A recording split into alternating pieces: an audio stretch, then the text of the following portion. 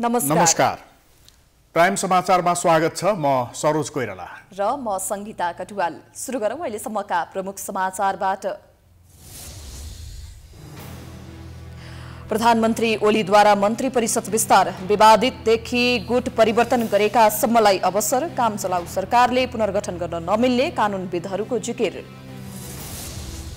विश्वासको मत प्राप्त नभएपछि गण्डकी प्रदेशका मुख्यमन्त्री गुरुङ पदमुक्त, नयाँ सरकार गठनको प्रक्रिया सुरु, कांग्रेसका कृष्णचन्द्र नेपालीलाई पनि बहुमत जुटाउन सकस। सर्वोच्च अदालतद्वारा नागरिकता अध्यादेश कार्यान्वयन नगर्न सरकारलाई अन्तरिम आदेश, गम्भीर विषयमा संवेदनशील बन्न सुझाव, जसपाको महन्त पक्षलाई धक्का। पछिल्लो 24 घण्टामा 3749 जनामा कोरोना संक्रमण, 5293 जना संक्रमण मुक्त, 59 जनाको मृत्यु। संक्रमण मुक्त पछि पनि बालबालिका जोखिममा। निषेधाज्ञाका कारण सार्वजनिक सवारी साधनमा काम गर्ने 10 लाख भन्दा बढी मजदुरको बिचल्ली, व्यवसायी पनि मर्कामा, सरकारले बेवास्ता गरेको गुनासो।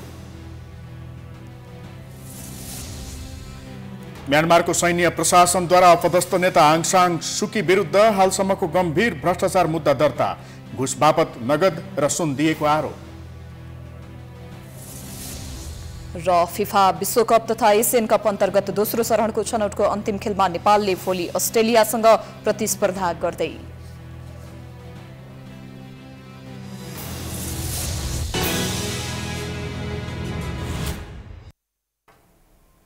अब समाचार विस्तारमा। कामचलाउ सरकारका प्रधानमन्त्री केपी शर्मा ओलीले पुनर्गठन गरेको मन्त्रीमण्डलका 7 मन्त्री र 1 राज्य मन्त्रीले पद तथा गोपनीयताको शपथ लिएका छन्। राष्ट्रपति भवन शीतल निवासमा राष्ट्रपति विद्यादेवी भण्डारीले 7 मन्त्री र प्रधानमन्त्री ओलीले 1 राज्य मन्त्रीलाई शपथ गराउनु भएको हो।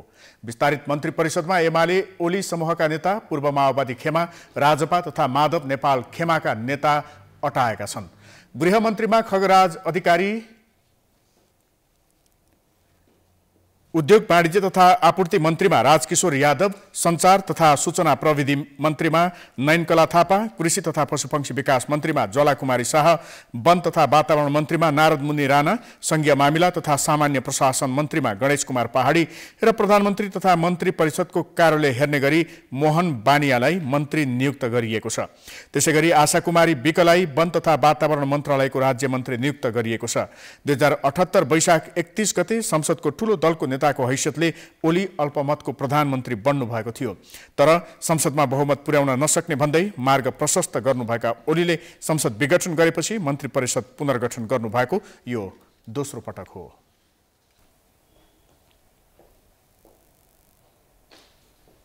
काम चलाउन सरकारका प्रधानमन्त्री केपी शर्मा ओलीले मन्त्रीमण्डललाई पूर्णता दिन असंवैधानिक भन्दै कानूनविदहरूले आलोचना गरेका छन्। यसअघि नै मन्त्री परिषद विस्तार गरेपछि असंवैधानिक भन्दै अदालतमा पनि मुद्दा दायर भएको अवस्था छ। एक रिपोर्ट। वैशाख 31 गते आफूसहित पुरानै मन्त्री परिषदलाई निरन्तरता दिएर शपथ लिनुभएका ओलीको क्याबिनेटमा माओवादीबाट एमाले प्रवेश गरेका 7 मन्त्रीको पद सर्वोच्च अदालतले खाइदियो। त्यसपछि जसपालाई सरकारमा ल्याएर ओलीले जेठ 21 गते मन्त्रीमण्डलमा व्यापक हेरफेर गर्नुभयो। जसपालाई 8 मन्त्री र 2 राज्य मन्त्री गरेर 10 मन्त्री दिनुभयो भने एमालेका मन्त्रीहरू हटाएर 6 जना मात्रै राखेर 17 सदस्यीय मन्त्रीमण्डल पुनर्गठन गर्नुभयो, जसको विरुद्धमा अधिवक्ता दिनेश त्रिपाठीले सर्वोच्च अदालतमा मुद्दा दायर गर्नुभएको छ। सर्वोच्चले सुनवाई गर्दै असार 8 गते प्रधानमन्त्री तथा मन्त्री परिषदको कार्यालय र राष्ट्रपतिको कार्यालयलाई लिखित जवाब पेश गर्न आग्रह गरेको छ। अदालतले आदेश दिएको 2 दिन बित्न नपाउँदै प्रधानमन्त्रीले फेरि पनि मन्त्री परिषद विस्तार गर्नुभयो। नेपालको संविधानको धारा 77(1) मा प्रतिनिधि सभा सदस्य नरहेको व्यक्ति प्रधानमन्त्री हुन नपाउने व्यवस्था छ। अर्थात् अहिले प्रतिनिधि सभा विघटन भएको अवस्थामा प्रधानमन्त्री स्वतः काम चलाउ हुनुभएको छ। जुन काम चलाउ सरकार तथा मन्त्री परिषदलाई धारा 77(3) अनुसार सोही मन्त्री परिषदले काम चलाउनु पर्ने व्यवस्था छ। यो व्यवस्थाको विरुद्धमा प्रधानमन्त्री अगाडि बढ्नु असंवैधानिक भएको वरिष्ठ अधिवक्ता शेरबहादुर केसीको भनाइ छ। उहाँले भर्खरै गर्नुभएको छ, दोस्रो पटक भयो। उहाँ चुनावमा जितेर आएर मेजोरिटी कमान गरेको जस्तो प्राइम मिनिस्टर भएर उहाँले मनलागी संविधानलाई पनि व्यवस्था गर्दै धारा 77 लाई उल्लङ्घन गर्दै उहाँले मन्त्री परिषद पुनर्गठन गर्नुभएको छ। त्यो गैर कानुनी छ, गैर संवैधानिक छ र धारा 77 को 1 को मर्म विपरीत छ र 3 को मर्म विपरीत छ। अदालतको आदेशलाई बेवास्ता गर्दै प्रधानमन्त्री केपी शर्मा ओलीले अघिल्लो पटक मन्त्री परिषद विस्तार गरेको 6 दिनपछि आज 8 जना मन्त्री थपेर 25 जनाको कोटा पूरा गराउनु भयो। नेपालको संविधान 2072 ले 25 जना भन्दा बढी मन्त्री बनाउन नपाउने व्यवस्था गरेको छ। तर प्रधानमन्त्रीका केही कदमले गर्दा अधिवक्ताहरू भने प्रधानमन्त्रीले संविधान छाडिसकेको बताउन थालेका छन्। वरिष्ठ अधिवक्ता केसीका अनुसार अहिलेको अवस्थामा उहाँलाई जे मन लाग्छ त्यही नै कानून र संविधान बनाउन खोजेकाले यो अवस्था आएको हो, जुन देश, जनता र संविधानको लागि घातक हुनेछ। उहाँले संविधानलाई पनि मान्नुहुन्न, अब संविधान छोडिसक्नुभयो। उहाँको इच्छामा उहाँले इच्छा गरेपछि त्यही नै संविधान भएको छ। अहिले अब हेर्नुहोस्, उहाँ संविधानलाई मान्ने भए त संसद पनि विघटन गर्न पाउनुहुन्न। उहाँ अहिले 76 को 3 को लार्जेस्ट पार्टीको प्राइम मिनिस्टर, विश्वासको मत पनि लिनु भएको छैन। त्यसैले उहाँले अब संविधानलाई नमानेर उहाँले इच्छामा जे चाहनुहुन्छ त्यही संविधान भन्ने बनाउन खोज्नु भएको छ। त्यसैले यो मुलुकको लागि, नेपाली जनताको लागि संविधानको विपरीत हो। जेठ 21 मा मन्त्री परिषद पुनर्गठन गर्नुभएका ओलीले एक साता नबित्दै मन्त्री परिषद विस्तारका लागि सिफारिस गर्नुभएको हो। नयाँ विस्तारसँगै मन्त्री परिषद 25 सदस्यीय बनेको छ। संविधानमा नेपालको संघीय मन्त्री परिषद अधिकतम 25 सदस्य मात्र हुने व्यवस्था छ।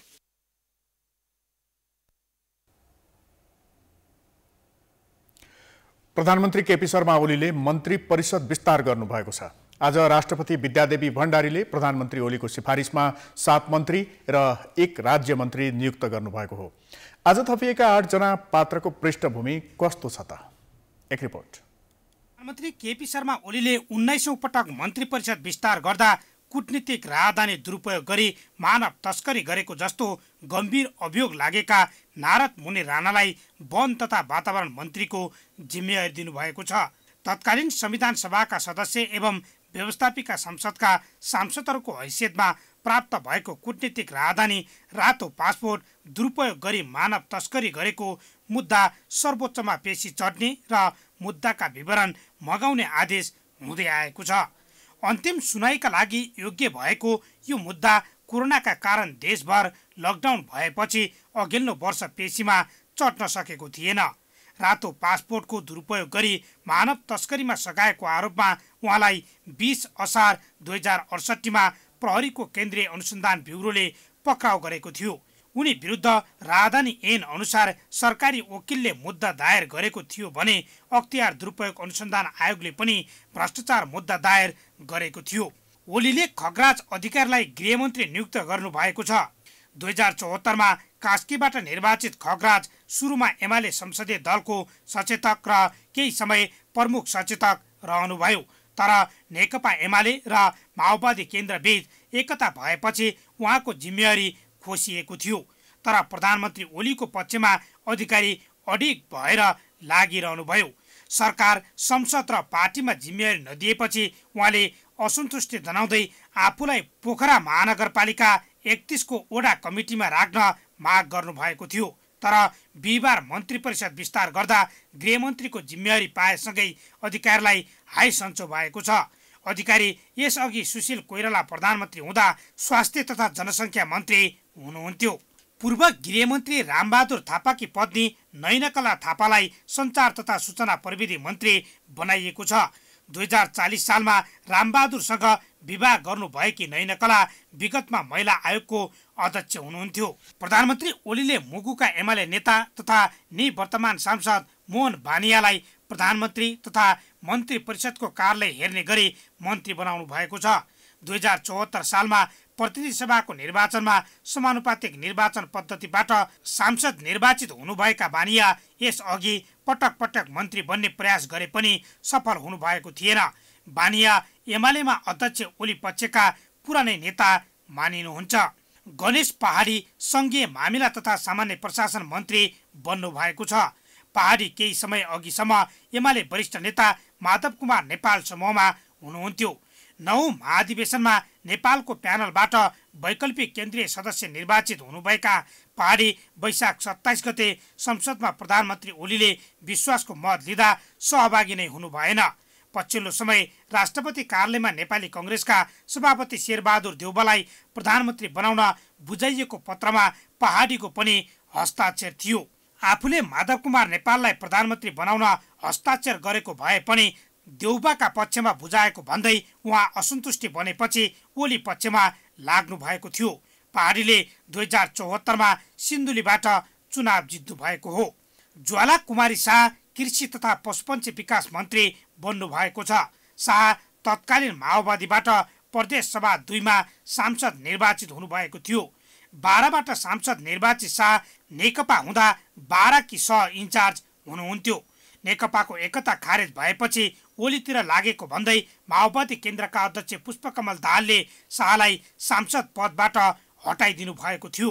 आशा कुमारी विकलाई वन तथा वातावरण राज्य मन्त्री बनाइएको छ। विकलाई दलित महिलाको कोटाबाट एमाले समानुपातिक सांसद बनाएको थियो। उहाँ मुक्ति समाजको अञ्चल सदस्य र तत्कालीन नेकपा एमालेको जिल्ला कमिटी सदस्य समेत भइसक्नु भएको छ। ओली नेतृत्वको चुनावी सरकारमा जनता समाजवादी पार्टीको महन्त ठाकुर समूहले राम्रै भाग पाएको छ। यसअघि राजेन्द्र महतोको नेतृत्वमा जसपाबाट 8 मन्त्री र 2 राज्य मन्त्री नियुक्त गरिएका थिए। अध्यक्ष ठाकुर बाहेक उक्त गुटका सबै मुख्य नेताहरू मन्त्री बन्दा राजकिशोर यादव भने छुटेका थिए। मन्त्री बन्न नपाएर यादव पार्टीमा असन्तुष्ट बनेको चर्चा थियो। बिहिबार प्रधानमन्त्रीले यादवलाई पनि उद्योग वाणिज्य तथा आपूर्ति मन्त्री बनाएपछि जसपाको महन्त पक्षबाट मात्रै 11 जना सरकारमा सहभागी भएका छन्।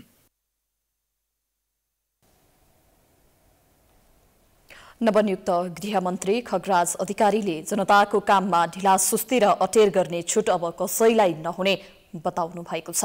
बिहिबार सिंहदरबारमा पदभारपछि आयोजित कार्यक्रममा गृहमन्त्री अधिकारीले गृह मन्त्रालय 24 घण्टा काम गर्ने मन्त्रालय भएको भन्दै जनताको काममा ढिलासुस्ती र अटेर गर्ने छुट अब कसैलाई नहुने बताउनु भएको हो। उहाँले गृहबाट फाइल घुमाउने छुट कसैलाई नहुने चेतावनी दिनुभयो। उहाँले जनताको अधिकारलाई कार्यान्वयन गराउन ध्यान केन्द्रित गर्नुपर्ने उल्लेख गर्नुभयो। उहाँले भ्रष्टाचारको दुर्गन्ध आए सम्झौता नगर्ने स्पष्ट पार्नुभयो। सरकारले प्रतिनिधि सभाको निर्वाचन तोकिसकेको अवस्थामा निर्वाचनलाई भएर सहित बनाउन पनि उहाँले निर्देशन दिनुभयो। हामी कसरी बन्न सक्छौं त्यसतर्फ तपाईको ध्यान जानेछ भन्ने मैले अनुरोध गर्न चाहन्छु। र यसो गर्दा मानवाधिकार, नागरिकका मौलिक हक र स्वतन्त्रताका हकहरूलाई कसरी हामी कारगर राखिरहन सक्छौं त्यसतर्फ हाम्रो यथेष्ट ध्यान पुग्नुपर्छ भन्ने म निवेदन गर्न चाहन्छु। राष्ट्रपति विद्यादेवी भण्डारीले प्रधानमन्त्री केपी शर्मा ओलीको सिफारिसमा नियुक्त गरेकी 7 मन्त्री र 1 राज्य मन्त्रीले बिहिबार अपराह्न शपथ लिएका थिए।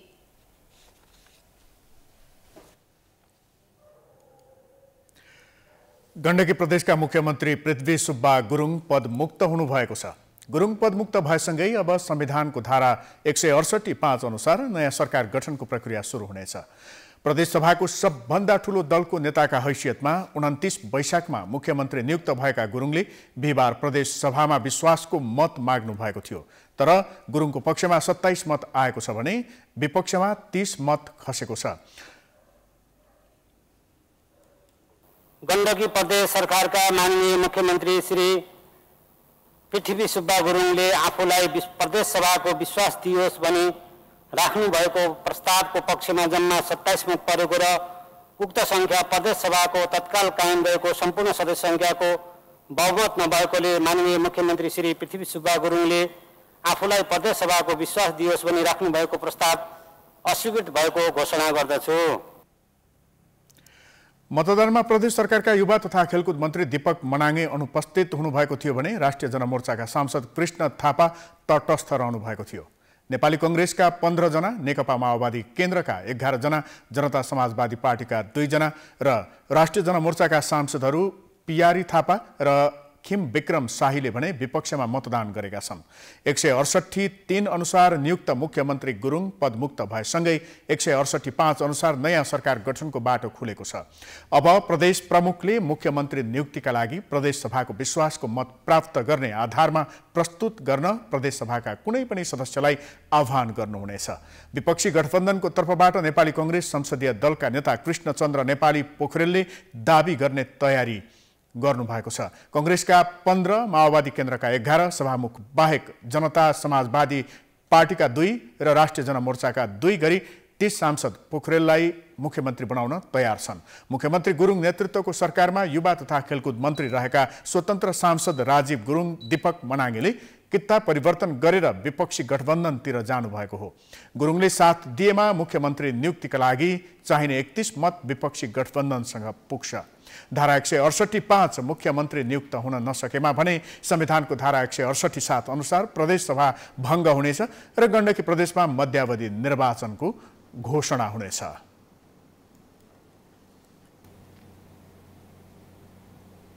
सर्वोच्च अदालतले नागरिकता अध्यादेश कार्यान्वयन नगर्न सरकारलाई अन्तरिम आदेश दिएको छ।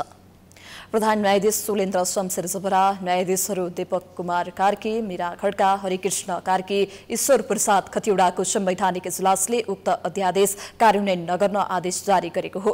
आदेशमा नागरिकता दिने सम्बन्धमा नीतिगत व्यवस्था गर्ने विषय महत्त्वपूर्ण र संवेदनशील कुरा भएको उल्लेख गरिएको छ। वास्तविक नेपाली नागरिकले नेपाली नागरिकताको प्रमाणपत्र पाउनु नै पर्दछ भने गैर नेपालीलाई कानून बमोजिम प्रक्रिया पूरा गरेर अंगीकृत वा मानार्थ नागरिकता दिने जस्ता कुरामा बाहेक नेपाली नागरिकताको प्रमाणपत्र दिन सकिँदैन। गैर नेपाली व्यक्तिलाई नेपाली नागरिकताको प्रमाणपत्र दिन नमिल्ने सर्वोच्चको ठहर छ। रिट निवेदकले भने अध्यादेश संविधानसँग बाँझिएको भन्दै खारेज गर्न माग गरेका छन्। वरिष्ठ अधिवक्ता वर्णबहादुर कार्की लगायतले रिट दायर गरेका थिए। राष्ट्रपति विद्यादेवी भण्डारीले प्रतिनिधि सभा विघटनको भोलिपल्ट जेठ 9 गते प्रधानमन्त्रीको सिफारिसमा अध्यादेश जारी गर्नुभएको थियो।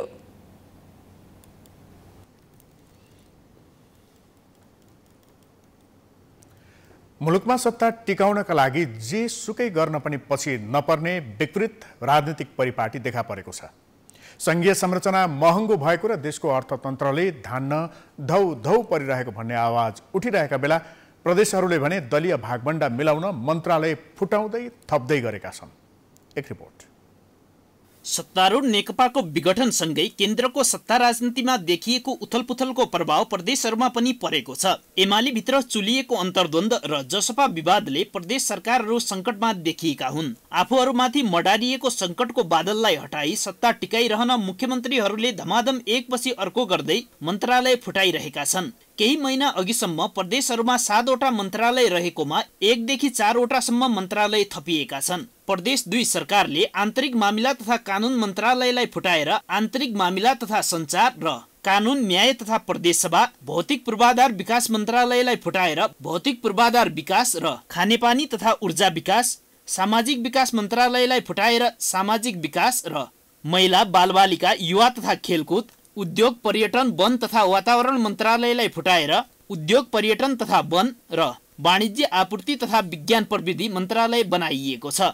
लुम्बिनी प्रदेश सरकारले सामाजिक विकास मन्त्रालयलाई फुटाएर स्वास्थ्य तथा जनसङ्ख्या र शिक्षा तथा सामाजिक विकास, भौतिक पूर्वाधार विकास मन्त्रालयलाई फुटाएर भौतिक पूर्वाधार विकास र ग्रामीण तथा शहरी विकास मन्त्रालय बनाइएको छ।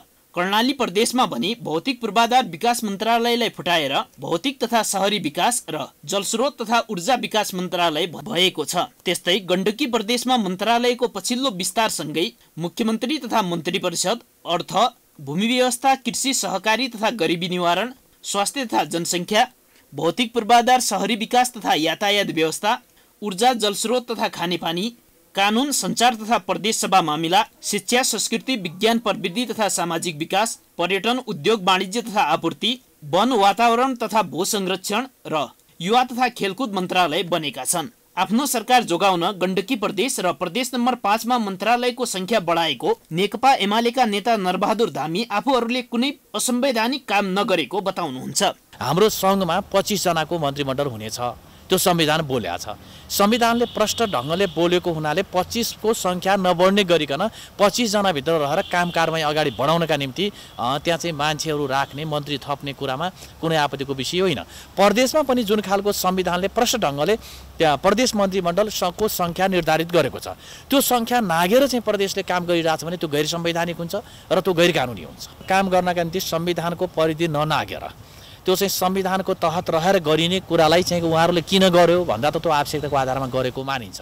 त्यसबाट यसले चाहिँ अन्यथा अर्थ लाउनु हुँदैन। पार्टीभित्र देखिएको विवादपछि प्रदेश सभामा विश्वासको मत लिँदा प्रदेश नम्बर 2 का मुख्यमन्त्री लालबाबु राउतले नेपाली कांग्रेस र माओवादी केन्द्रको समर्थन लिएका थिए। अहिले ती दलहरूलाई पनि सरकारमा सहभागी गराउन मुख्यमन्त्री राउतले मन्त्रालय फुटालेका छन्। मन्त्रालय बढ्दा आर्थिक व्यवहार पनि बढ्ने भन्ने कुरालाई जसपा नेता रामबाबु यादव अस्वीकार गर्नुहुन्छ। तात्विक रूपमा खर्चमा खासै बढोत्तरी नहुने उहाँको भनाइ छ। जुन बोझिलो भयो खर्चिलो भयो जुन कुरा आइरहेको छ अहिले त त्यही सचिवले काम गर्ने। पहिला पनि यो प्रदेशमा त 15 मन्त्री थियो, मन्त्रीको भत्ता सत्ता पनि उतिकै छ, गाडी हुने छ, उहाँको सचिवालय हुने छ।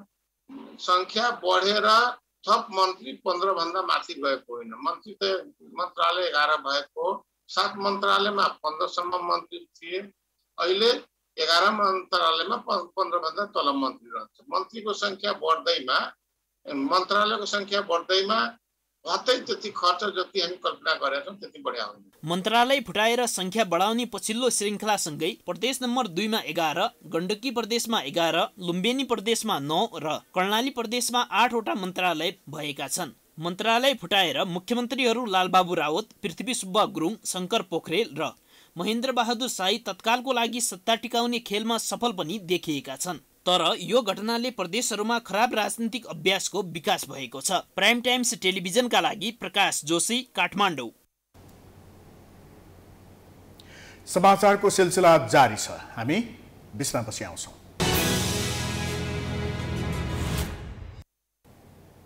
विश्रामपछि स्वागत छ। अब बाँकी समाचार। नेपालमा कोरोनाबाट संक्रमित हुनेको संख्या 6 लाख नाघेको छ। 2077 माघ 10 गते पहिलो पटक 1 जनामा देखिएको संक्रमण हालसम्म आइपुग्दा 6 लाख नागेको हो। पछिल्लो 24 घण्टामा 3749 जनालाई कोरोना भाइरस संक्रमण पुष्टि भएको छ।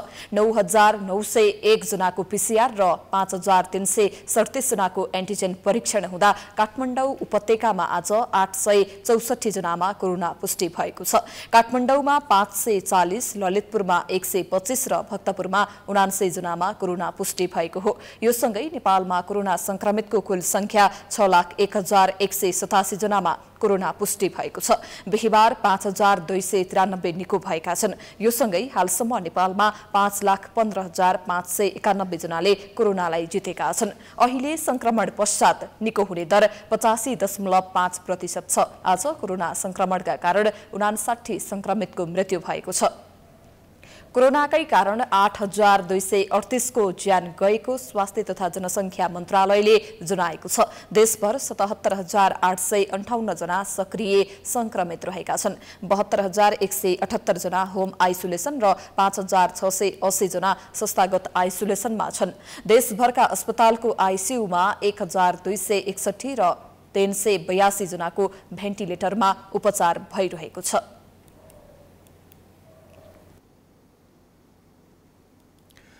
कोरोना संक्रमण भएर निको भएका बालबालिकामा मल्टी सिस्टम इन्फ्लेमेटरी सिन्ड्रोम अर्थात् बहुप्रणाली भड्काउने लक्षणका समस्या देखा पर्न थालेको छ।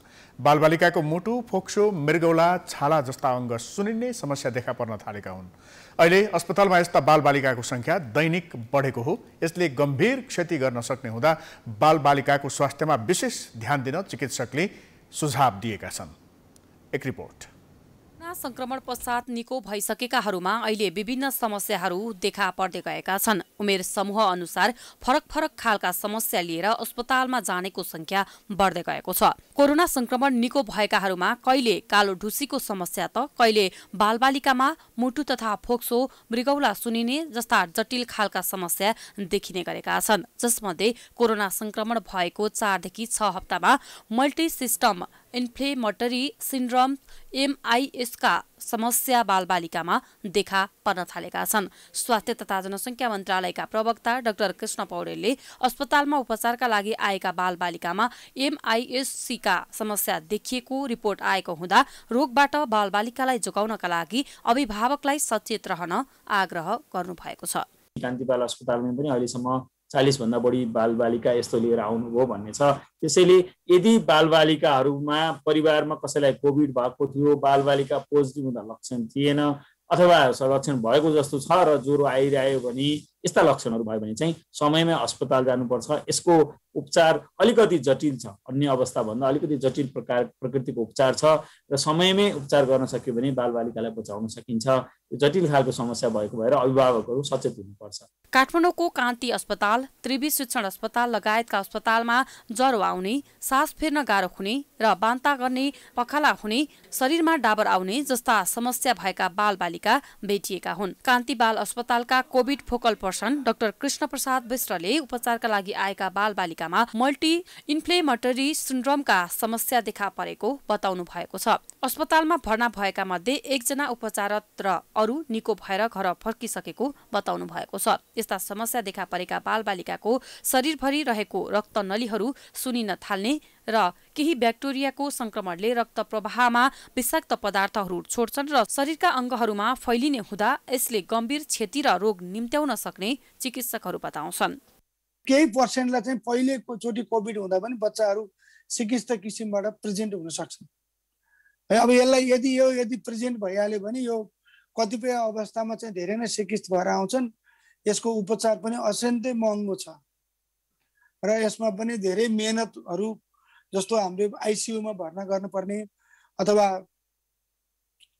हाम्रो स्पेसल केयर युनिटहरू जस्तो अहिले एसडियुहरू भनिन्छ, हाई डिपेन्डेन्सी युनिटहरू, अब यो युनिटमा र कतिपय बच्चाहरू अझ सिकिस्त भएर क्रिटिकलै पनि हुन सक्छन्।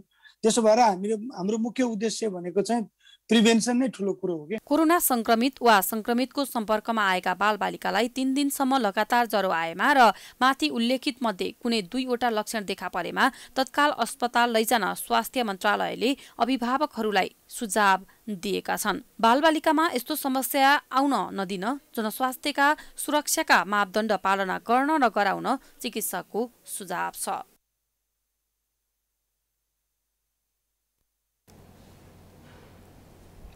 बीएनबी मेडिकल कलेजलाई सरकारले सम्बन्धन दिन खोजेको भन्दै गोविन्द केसी अलायन्सले काठमाडौँमा विरोध प्रदर्शन गरेका छन्।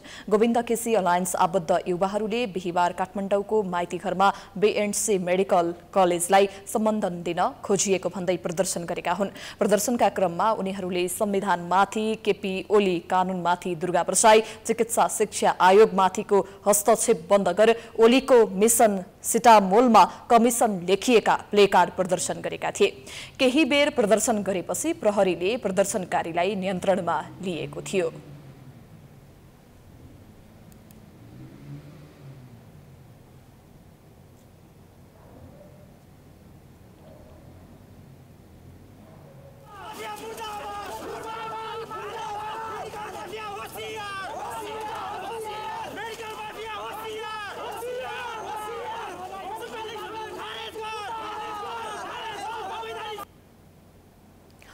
यसअघि बिहिबार नै चिकित्सा शिक्षा सुधारका अभियन्ता डाक्टर गोविन्द केसीले विज्ञप्ति जारी गर्दै प्रधानमन्त्री केपी शर्मा ओलीले शुक्रबार जेठ 28 गते चिकित्सा शिक्षा आयोगको जबरजस्ती बैठक राखेर बीएनसी मेडिकल कलेजलाई सम्बन्धन दिने निर्णय गराउन खोजेको भन्दै विरोध जनाउनु भएको थियो। उहाँले सम्बन्धन सम्बन्धी निर्णय गर्न आयोगका सदस्यहरूलाई बाध्य पार्न खोजेको भन्दै यो विधिको शासन विरुद्ध अक्षम्य अपराध हुने पनि बताउनु भएको छ। केसीले आफू हाल द्वन्द्वग्रस्त मुलुक यमनका पिछडिएका ठाउँहरूमा सेवा दिएर नेपाल फर्कने तयारीमा रहेको भन्दै सम्बन्धन दिएमा अनसन बस्ने चेतावनी दिनुभएको छ।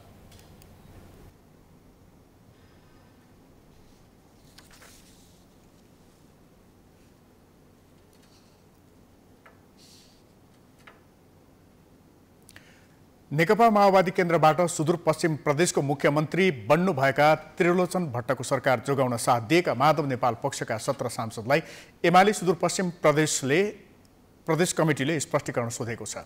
समर्थन फिर्ता लिने पार्टी नेतृत्वको निर्णय विपरीत मुख्यमन्त्रीलाई विश्वासको मत दिएको भन्दै संसदीय दलका नेता प्रकाश शाह सहित उनीहरूलाई 24 घण्टे स्पष्टीकरण सोधिएको हो।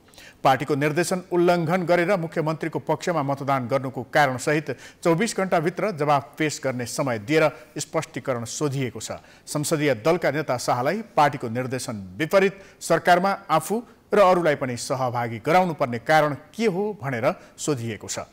एमाले अध्यक्ष ओली पक्षका नेताहरू मात्र रहेको स्थायी कमिटीले माओवादी केन्द्र नेतृत्वको सरकारलाई दिएको समर्थन फिर्ता लिन निर्देशन दिएको थियो, तर माधव कुमार नेपाल समूहको बहुमत रहेको संसदीय दलले समर्थन कायमै राख्ने निर्णय गरेको थियो। 3 मन्त्रीले राजीनामा दिए लगतै 4 मन्त्री र 3 राज्य मन्त्री लिएर नेपाल समूह प्रदेश सरकारमा सहभागी छ। मुख्यमन्त्री भट्टले विश्वासको मत लिने निर्णय गरेपछि एमाले संसदीय दलको बैठकले पार्टी निर्देशन विपरीत पक्षमा मत दिने निर्णय गरेको थियो। बैठकमा ओली पक्षका सांसदहरूले विश्वासको मत दिन नहुने भन्दै फरक मत राख्न चाहे पनि बहुमत पक्षले दिएको थिएन। एमाले संसदीय दलका नेता प्रकाश बहादुर शाहले व्हिप उल्लङ्घन गरेको भन्दै मुख्यमन्त्रीको विपक्षमा मतदान गर्ने ओली समूहका 7 जना प्रदेश सभा सदस्यलाई स्पष्टीकरण सोधेका थिए। उनीहरूले बुधबार शाहलाई स्पष्टीकरण बुझाएका छन्। स्थायी कमिटीको निर्णय र सुदूरपश्चिम संसदीय दलको निर्णय विपरीत चलेको भन्दै ओली र माधव पक्षबाट एक अर्कालाई स्पष्टीकरण सोध्ने क्रम बढेको छ।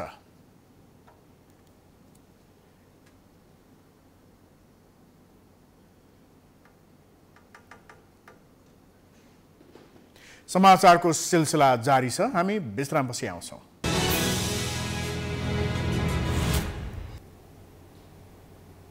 विश्रामपछि पुनः स्वागत छ। अब आर्थिक समाचार।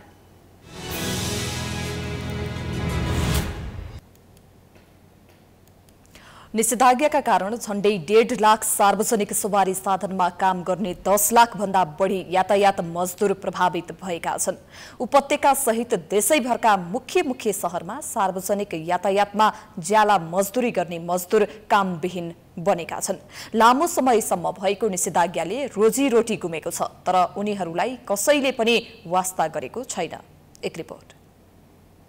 कोरोना भाइरसको दोस्रो लहर फैलिएपछि विभिन्न जिल्लामा निषेधाज्ञा जारी छ। निषेधाज्ञाका कारण यातायात क्षेत्रका मजदुरहरू अहिले समस्यामा परेका छन्। देशभरि 1.5 लाख सार्वजनिक सवारी साधनमा काम गर्ने 10 लाख भन्दा बढी मजदुरहरू कामविहीन बनेका छन्। गत वर्षको लकडाउनमा पनि सरकारले यातायात क्षेत्रमा सहुलियत नदिएको कारण यातायात व्यवसायीहरू सरकारप्रति रुष्ट बन्दै आएका छन्। सरकारले जारी गरेको निषेधाज्ञाका कारण गाडी पार्कमै थन्किएकोले गाडीको किस्ता तिर्न पनि नसकेको र काम गर्ने मजदुरलाई तलब दिन पनि गाह्रो भएको यातायात व्यवसायी बताउँछन्। गाडीले किस्ता तिर्न अलिक गाह्रो नै छ। गाडी नचले कसरी उहाँलाई हामी पैसा दिने? गाडी चले बापत हामीले दिइरहेकै छौँ। गाडी बसुन्जेलले दिए छैन उसले। अब यो गाडी मतलब लकडाउन खोलिदिए अलिक सहज हुन्थ्यो कि। नेपालमा सबै क्षेत्रमा गरी कम्तीमा 80 लाख मानिस रोजगारीमा लागेका छन्। तीमध्ये कयौंको काम धरापमा परेको छ। लामो समयसम्म सार्वजनिक यातायातमा काम गर्दै आएका मीन बहादुर प्रधान अहिले सडकमा सरसफाईको काम गर्न थालेका छन्। लामो समयसम्म भएको निषेधाज्ञाले कोठामै बस्नु परेकोले बिहान बेलुका खाना समेत गाह्रो भएको कारण विकल्प खोज्नु परेको उनी बताउँछन्। यो लकडाउनले गर्दा यतातिर यसो यो रोडको काम गर्नु भएको। त्योभन्दा अगाडि म गाडीमा गर्थेँ। गाडी बन्द छ, त्यही भएर अनि यसो रुममा बस्दा कति रुममा बस्ने भनेर अनि यसो सरकारी खाने पैसा नि हुन्छ नि त भनेर यसो 2-3 दिन मात्रै हुनु लाग्यो खरै गर्नु। कोठामा बस्दा अब समस्या त अब त्यही त हो नि, कोठा भाडा पनि तिर्नुपर्छ। 2 महिना भइसक्यो नतिरे।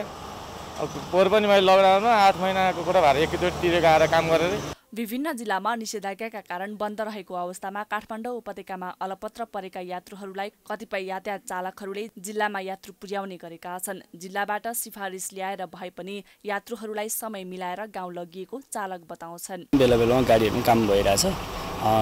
जिल्लाबाट सिफारिस ल्याएर भए पनि मान्छेहरू गाउँ लाने कार्यक्रम भइरहेछ। कहिलेकाहीँ गइरहेछौँ हामी कुनै समय मिलाएर। अब अहिले बजाङ गएर आयौँ 5 दिन भयो। 5 दिनपछि हामी बजाङ गएर अब आज पनि जान लाग्छौँ। मान्छे भयो भने जाने भन्ने कुरा भइरहेछ।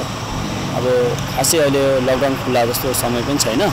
कामहरू भने त्यो जे भयो भने काम जे पाउँछ त्यही काम गरिरहेको छ उनीहरूले सबैजना आफ्नो घर गएका छन् कोही गाडी चलिरहेको भए कहिलेकाहीँ आउँछन् नत्र भने आफै मात्र जाने गरेका कोरोनाका कारण लामो समयसम्म कामविहीन बनेका यातायात मजदुरहरू दिक्क भइसकेका छन् यातायात क्षेत्र सञ्चालन भए मात्र यातायात व्यवसायी चालक र सहचालकको जीवन चल्ने अर्का चालक बताउँछन् किस्ता हाल्नु पर्यो हैन सावरको पनि अब किस्ताहरू अब कि झोका गर्नुपर्ने अब गाडी चलिरहेछ त सबै गाडी चलेपछि सबै हुने अब ड्राइभरहरूको अब हाम्रो जीवन पनि त्यहीबाट चल्ने हैन सावरको जीवनहरू सबै त्यसैबाट चल्छ गाडी चलेपछि अनि अब छिटोभन्दा छिटो लकडाउन खुले भयो अब सबैलाई ठिकै हो हैन गत वर्ष लकडाउनकै कारण हजारौं यातायात मजदुर विस्थापित भएका थिए भने यातायात व्यवसाय नै माथि उठ्न नसकेको अवस्थामा कोरोना संक्रमणको दोस्रो लहरका कारण पुनः उठ्न नसक्ने गरी थला परेको छ निषेधाज्ञाका कारण लाखौं मजदुर कामविहीन भएर बस्नुपर्ने स्थिति आउँदा मजदुरहरू समेत मर्कामा परेको अवस्थामा सरकारले यातायात क्षेत्रलाई पुनः उठाउन विशेष प्याकेज ल्याउन आवश्यक रहेको छ प्राइम टाइम्स टेलिभिजनका लागि क्यामेरामा राजु थापाको साथमा मनिषा भण्डारी काठमाडौँ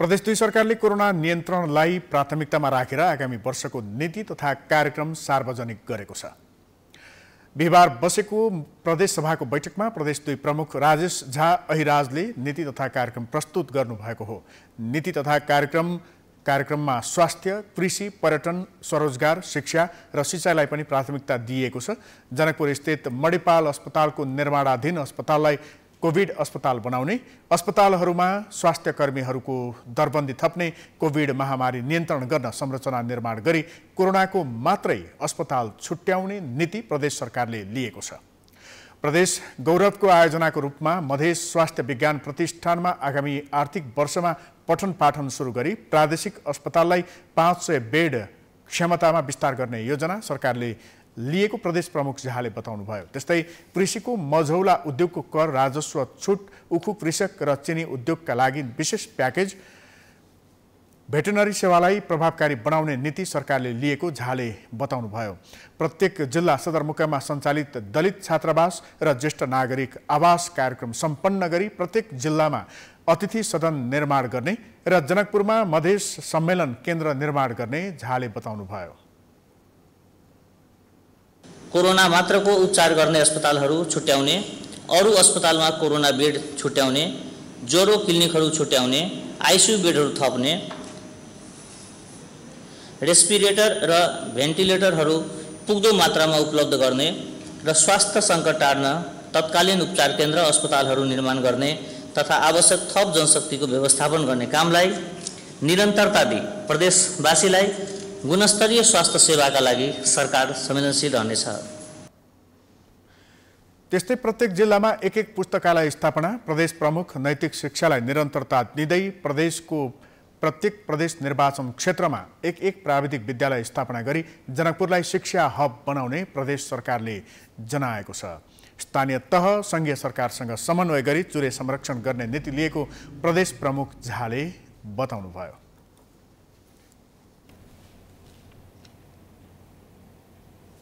अब अन्तर्राष्ट्रिय समाचार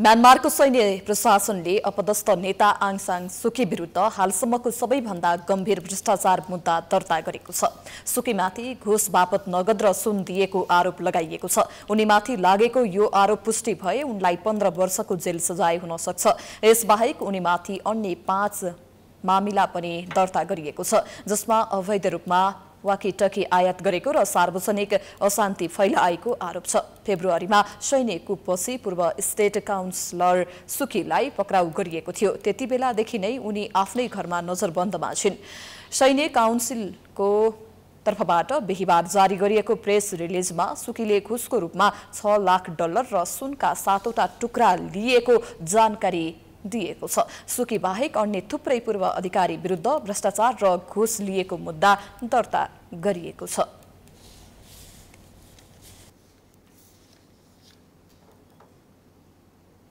अब खेलकुद समाचार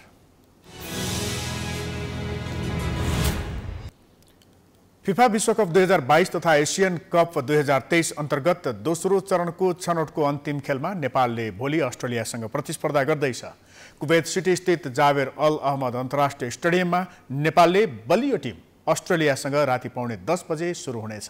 नेपालले अस्ट्रेलियासँग यसअघि 1 खेल खेलेको छ। जारी विश्वकप छनौट अन्तर्गत नै नेपालले 2019 को अक्टोबर 10 मा अस्ट्रेलियासँग खेलेको थियो। अस्ट्रेलियाको घरेलु मैदानमा नेपालले फराकिलो हार बेहोरेको थियो। क्यानबेरा स्थित CIO स्टेडियममा नेपाल घरेलु टिमसँग 5-0 ले पराजित भएको थियो। सुरुमा इराकसँग मैत्रीपूर्ण खेल खेलेको नेपालले छनौट प्रतियोगिताको यसअघिका 2 खेलमा चाइनिज ताइपेईलाई हराउँदा जोर्डनसँग पराजित भएको थियो। राष्ट्रिय टोलीका प्रशिक्षक अब्दुल्लाह अल मुताइरीले अस्ट्रेलियासँगको खेलमा डेब्यू गर्न बाँकी युवा खेलाडीलाई अवसर दिने सङ्केत गरेका छन्।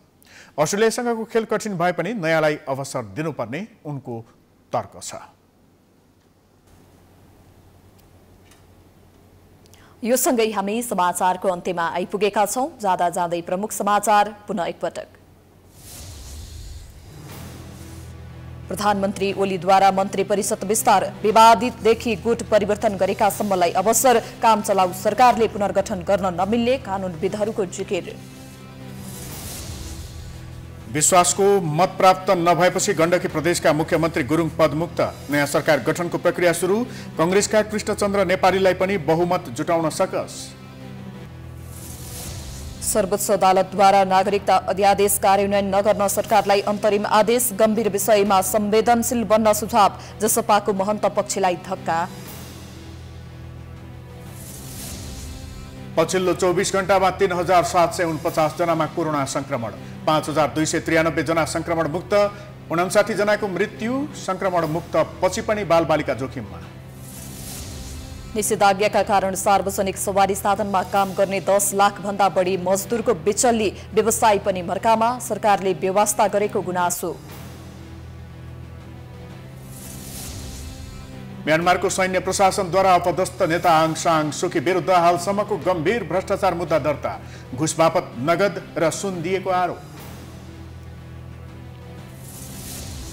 र फिफा विश्वकप तथा एसियन कप अन्तर्गत दोस्रो चरणको छनौटको अन्तिम खेलमा नेपालले भोलि अस्ट्रेलियासँग प्रतिस्पर्धा गर्दै।